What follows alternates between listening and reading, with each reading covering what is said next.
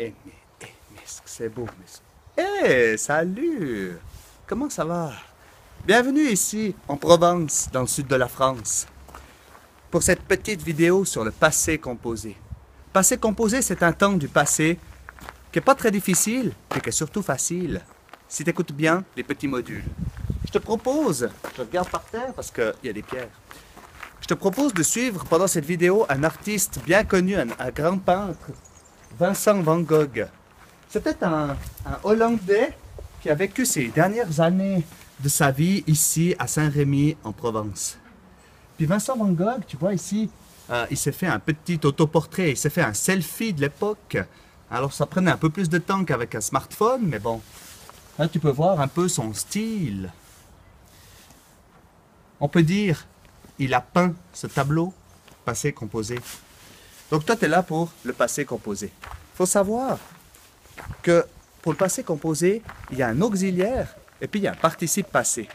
Alors, qu'est-ce que c'est que cet auxiliaire? Qu'est-ce que c'est que ce participe passé? Je te propose maintenant de te le raconter. Dans ce module 1, c'est assez facile. Nous sommes donc au passé composé et tu vois ici j'ai écrit deux phrases. La première, nous avons peint une toile de malade. Et la deuxième, vous êtes sorti d'un toit de maison. Tu vois que les deux parlent du passé. Et c'est particulièrement le passé composé ici qui est mis en valeur. Alors, regarde le passé composé, il est toujours cassé en deux. Tu as une partie qu'on appelle l'auxiliaire. Il peut être le verbe avoir, nous avons peint, auxiliaire avoir, ou l'auxiliaire être, vous êtes sorti. Et puis la deuxième partie, c'est ce qu'on appelle le participe passé. Et puis là, ça peut être n'importe quel verbe. Ici, nous avons peint, c'est le participe passé du verbe peindre. Ou plus bas, vous êtes sorti, c'est le participe passé du verbe sortir. Donc, auxiliaire et participe passé composent le passé composé. Ça va jusque-là ou bien? Et bienvenue à Arles, plus particulièrement au pont de Langlois. Vincent van Gogh, il adorait peindre ce pont. Bien sûr, s'il était venu en Valais, il aurait aimé peindre toutes les montagnes valaisannes. Mais bon, il était à Arles alors. Il voulait peindre ce pont de malade. Tu veux voir quelques-unes de ses œuvres? Allez, regarde celle-ci par exemple. Ou encore celle-là. Pas mal, hein? Bon, mais toi, t'es là pour apprendre le passé composé. On a vu qu'il y avait l'auxiliaire être ou l'auxiliaire avoir avec le participe passé. Il faut savoir qu'avec l'auxiliaire être, le participe passé s'accorde avec le sujet. Par exemple, quand Van Gogh il venait avec Gauguin, son grand pote, après avoir pris l'apéro, il venait ici, puis on peut dire, ils sont venus au pont de Langlois. Ils sont venus, auxiliaire être, venus, V-E-N-U-S, tu vois, on accorde. Une fois qu'ils sont venus, on peut dire, ils ont peint le pont. Ils ont peint, c'est l'auxiliaire avoir. Et avec l'auxiliaire avoir, tu n'accordes pas du tout le participe passé avec le sujet. Ils ont peint, P-E-I-N-T, et pas de S. Allez, on se refait un petit module pour consolider tout ça. Tu vas voir, ça va être bientôt clair dans ta calbombe. Passé composé, module 2, on va voir les accords avec l'auxiliaire être et quand il n'y a pas d'accord avec l'auxiliaire avoir. Reprenons les phrases de tout à l'heure. Nous avons peint une toile de malade. Nous avions vu que avant, on appelait ça l'auxiliaire, et là c'est le verbe avoir, et peint c'est le participe passé du verbe peindre. Alors la règle au passé composé, c'est qu'avec l'auxiliaire avoir, le participe passé ne s'accorde pas du tout avec le sujet. C'est comme un vaudois dans une Alpe, ça ne s'accorde pas. Bon bref. Donc, même ici, si le sujet c'est nous et que c'est au pluriel, peint, je ne le mets pas au pluriel car ça ne s'accorde pas avec l'auxiliaire avoir. Maintenant, prenons la deuxième phrase, vous êtes sorti d'un toit de maison. Alors là, c'est l'auxiliaire être. Donc, le participe passé avec la règle auxiliaire être, le participe passé s'accorde avec le sujet. Qui est-ce qui est sorti d'un toit de maison? C'est vous, toute là-bas, l'équipe? Donc, je mets S pour montrer que c'est le pluriel, car j'accorde avec le sujet vu que l'auxiliaire, c'est être. Continuons un petit peu avec les exemples d'en dessous. Elle a pris une tarte à l'abricot. Bien sûr, avec des abricots du Valais. Elle a pris une tarte à l'abricot, c'est l'auxiliaire avoir. Donc, le participe passé ne s'accorde pas avec le sujet. Pris ne s'accorde pas avec le sujet. D'ailleurs, tu l'entends, si on avait dit par exemple elle a prise une tarte à l'abricot, ça sonne faux. Mais des fois, on n'entend pas la différence puis on tombe dans le piège comme ici. Elle a mangé une tarte à l'abricot. Elle a mangé auxiliaire avoir. Auxiliaire avoir, tu te souviens de la règle, le participe passé ne s'accorde pas avec le sujet, donc manger ne s'accorde pas avec elle. Et donc, tu vois là, j'ai fait une erreur, j'aurais pas dû mettre de E. Ça reste pas accordé. Elle a mangé une tarte à l'abricot, participe passé du verbe manger, auxiliaire avoir, je n'accorde pas avec le sujet. Tu vois comment? On en fait encore quelques-uns? Alors ici, elle est sortie d'un toit de maison. Elle est sortie, auxiliaire être. Donc, la règle avec l'auxiliaire être, c'est que le participe passé s'accorde avec le sujet. Donc, sortie, c'est le participe passé du verbe sortir, il s'accorde avec le sujet. Excuse-moi, j'ai fait une randonnée là. J'ai monté le kilomètre vertical de Feuilly, puis ça m'a donné une petite toux. Enfin bref, elle est sortie d'un toit de maison, donc qui est-ce qui est sorti? Elle, c'est le groupe sujet. Donc je mets E. Et la même chose pour la version plurielle, si elles sont plusieurs à être sorties d'un toit de maison, elles sont sorties d'un toit de maison. Auxiliaire être, règle avec l'auxiliaire être, j'accorde le participe passé avec le sujet. Qui est-ce qui est ça? Attends, je vais recommencer. Qui est-ce qui est sorti d'un toit de maison? Ce sont elles, au pluriel, donc IES pour le participe passé. Bon, j'espère que tu as tout compris. Moi, je vais aller prendre un peu de sirop pour la toux. Allez, on continue. Bienvenue à la maison Saint-Paul. Alors, à la maison Saint-Paul, c'était à l'époque un cloître, mais on y mettait aussi les gens qui avaient des maladies mentales. À l'époque, on les appelait des fous. Puis Vincent Van Gogh, à la fin de sa vie, elle n'a pas duré très long, elle a duré 37 ans. À la fin de sa vie, il sentait qu'il perdait un peu la boule, alors il est venu de lui-même dans ce cloître, et maintenant on va voir la chambre où il a vécu pendant une année à peu près. Regarde. T'as vu? Il a vécu. Passé composé. Ah, tu peux voir ici la petite chambre dans laquelle il a passé une année de sa vie. Il a beaucoup peint. Tu peux voir notamment ici une de ses œuvres. Il adorait peindre les champs de blé de Provence. Il regardait depuis sa fenêtre. Tu vois, c'était ici, regarde. Il regardait depuis la fenêtre les paysages de malade.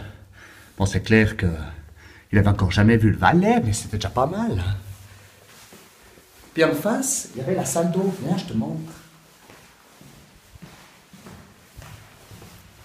C'est pas les bains thermaux de Saillon, mais c'était pas mal. Regarde les baignoires de l'époque. T'as vu, il y avait même une planche en bois, parce que suivant comment les fous, comme on les appelait, ils se noyaient. Alors on faisait en sorte de faire qu'ils étaient coincés dans la baignoire. Hein. Bon, toi, tu es d'abord là pour le passé composé. Le passé composé, tu vois, on dit par exemple, il s'est baigné. Mais le participe passé de baigner, tu mets E accent aigu ou tu mets ER? Ou si je reviens dans la chambre, puis qu'on dit par exemple, Vincent Van Gogh, il a peint ce tableau. Il a peint. Tu mets quoi à la fin de peint? Tu mets S, tu mets N, tu mets T? Ou encore, quand il fait celui-ci, ou cet autoportrait, on dit par exemple, Vincent Van Gogh, il a pris un pinceau. Pris, tu mets quoi? IT, IS? C'est pas évident à savoir qu'est-ce qu'on met à la fin du participe passé. Alors moi, je te propose de te donner quelques petits trucs pour plus jamais te tromper. Écoute bien, mémorise bien, puis sois sympa. Bien, alors on va voir ici les terminaisons du participe passé. Ce module 3, je pense que c'est le plus important parce que c'est là qu'on voit la plupart des erreurs des élèves. Alors si tu veux faire partie du petit club des élèves qui font plus d'erreurs au participe passé, il te suffit de bien écouter, puis ensuite mémoriser. Pour mémoriser, tu peux par exemple réécouter ce module, t'éteins le son, puis tu réexpliques toi avec tes mots. Alors allons-y. Des fois, il y a des participes passés qui se finissent en E accent aigu comme manger, j'ai mangé. Certains prennent un I comme parti, tu es parti. D'autres avec IS comme pris, elle a pris. D'autres avec U comme vu, nous avons vu. Et enfin d'autres avec T comme écrit, vous avez écrit.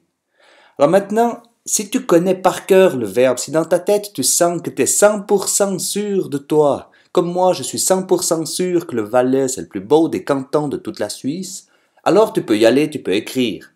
Mais si tu n'es pas 100% sûr, il faut que tu vérifies. Et pour vérifier, je te propose un truc de malade. Tu prends par exemple un nom féminin comme une raclette, une montagne ou encore une valaisanne. Et puis tu le mets avec le participe passé. Prenons par exemple manger de tout à l'heure.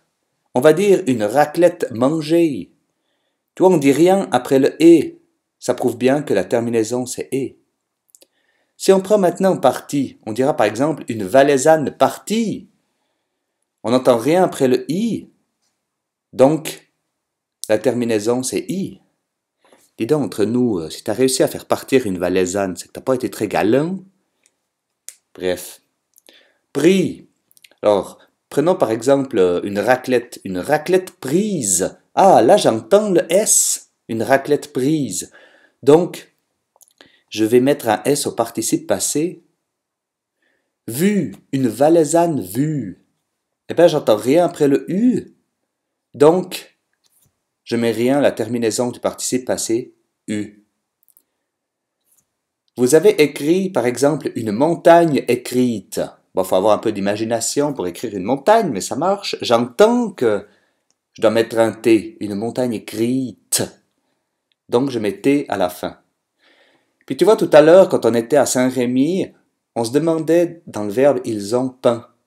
Qu'est-ce qu'il fallait mettre à la fin? Puis nous, les profs, on voit souvent cette erreur-là. Maintenant, utilise le truc de malade. Par exemple, une valaisanne peinte. Ah, mais on entend le T. Donc, ça va s'écrire P-E-I-N-T. Tu vois, avec le truc de malade, ça marche à tous les coups. T'as compris un peu comment? Bon, moi je vais rejoindre ma valaisanne à moi pour monter une montagne avec elle et partager une petite raclette au sommet. Toi, tu continues l'étude du passé composé.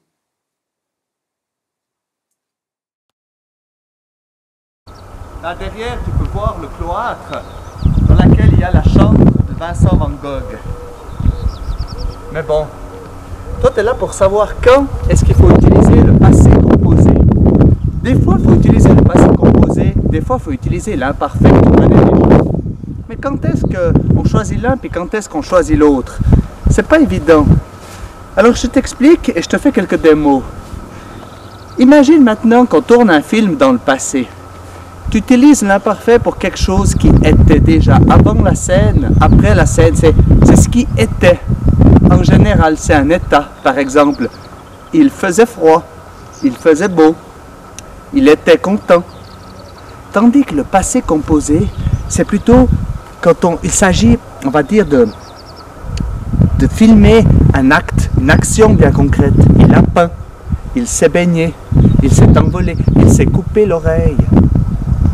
Je te fais quelques démos, puis on remélange tout ça dans un module pour synthétiser le tout, puis après tu seras au clair. Allez.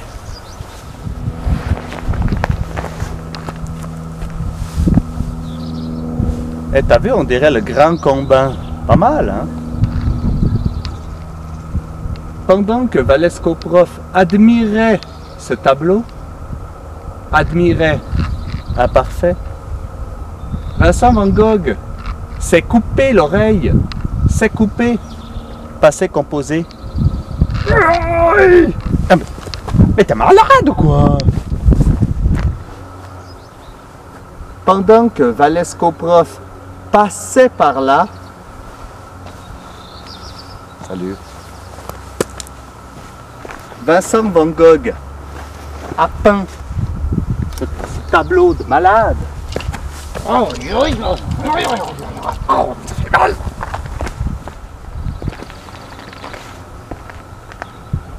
Alors qu'il faisait aussi beau qu'en Valais, il faisait imparfait.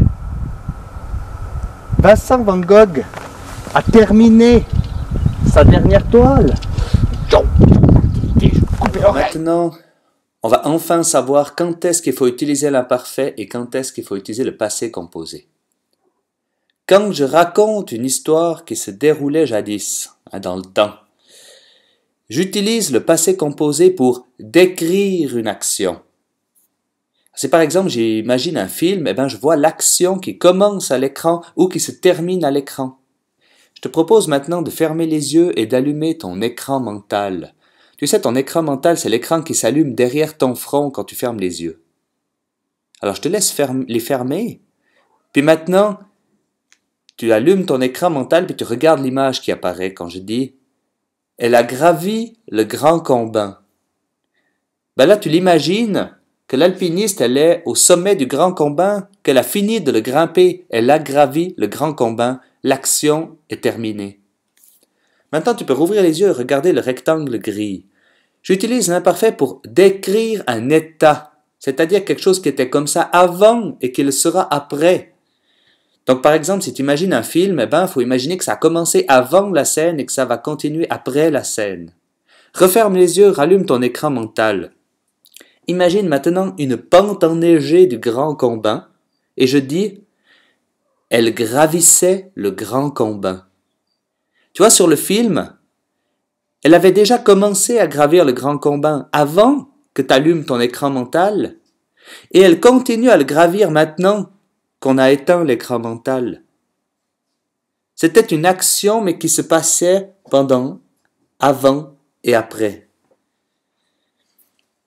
On peut aussi dire par exemple, elle a gravi le grand Combin alors qu'il faisait beau.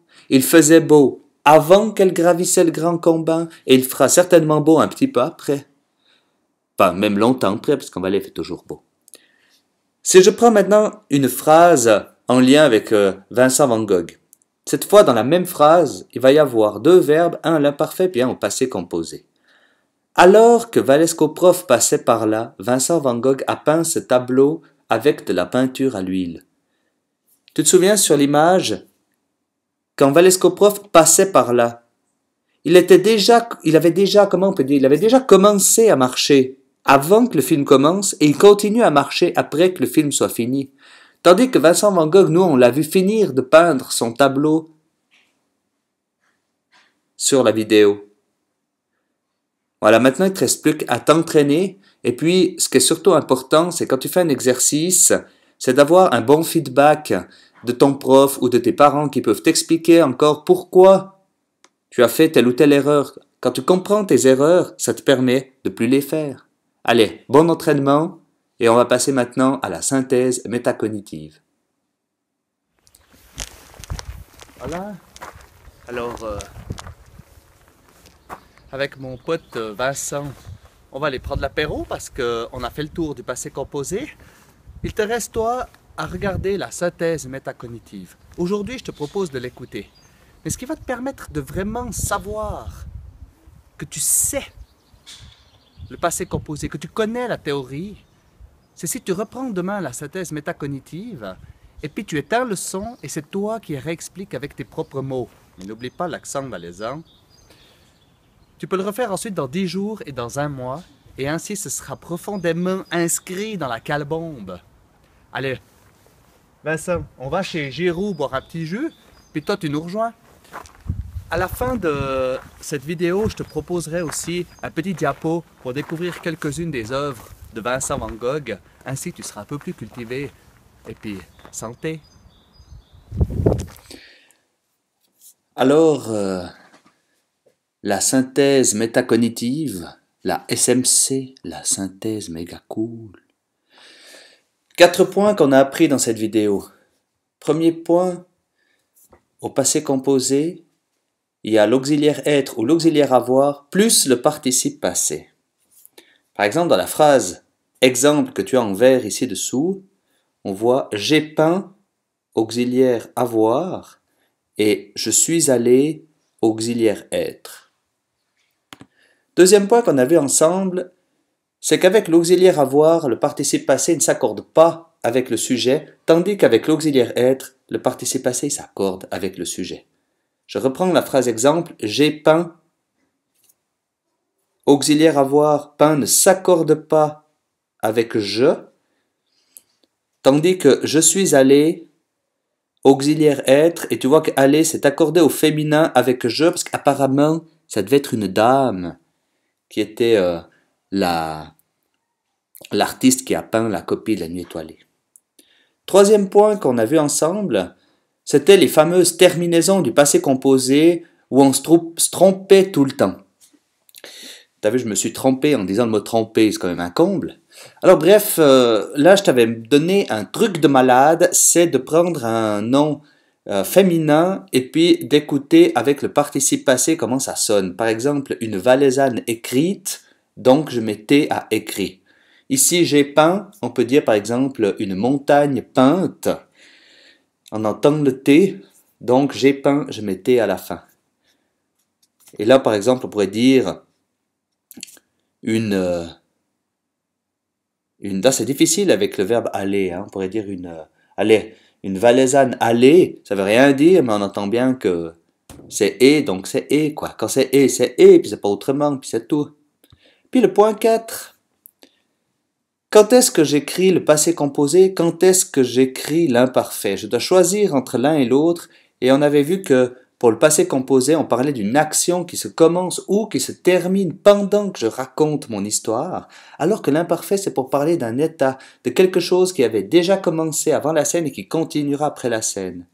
Dans la phrase exemple, pendant que Valesco Prof discutait avec Vincent Van Gogh, j'ai peint une copie de la nuit étoilée, puis je suis allé la vendre à Arles. T'as vu que j'ai fait une erreur incroyable, je suis allé la vendre à Arles. Donc tu vois que pendant que l'artiste a peint la copie de la nuit étoilée, pendant qu'elle est allée la vendre à Arles, eh bien Valesco Prof et Vincent Van Gogh discutaient avant qu'elle commence et ils continuent à discuter certainement à la fin. Donc, imparfait pour quelque chose qui s'est duré pendant longtemps, avant et après, et puis passé composé pour une action bien concrète qu'on peut voir sur notre écran mental. Voilà. Maintenant, tu sais tout. Je te rappelle qu'un bon moyen pour mémoriser et bien t'approprier tout ça, c'est deux choses. La première, c'est de réécouter les modules de cette vidéo en éteignant le son, et c'est toi qui fais les commentaires. Et la deuxième chose, c'est de t'entraîner grâce aux exercices qui sont dans ton livre et dans ton cahier de français. Alors je te souhaite un bon entraînement. Hey. C'est le tableau que j'ai fait pour l'arrière-grand-père de Vincent Van Gogh. Mais non, je rigole, Carole. Ça, c'est une des œuvres les plus célèbres de Van Gogh. Ça s'appelle La Nuit étoilée et tu vois le village de Saint-Rémy dans lequel on est actuellement. T'imagines un peu si Vincent Van Gogh, il était venu en Valais, il aurait fait des tableaux de malade.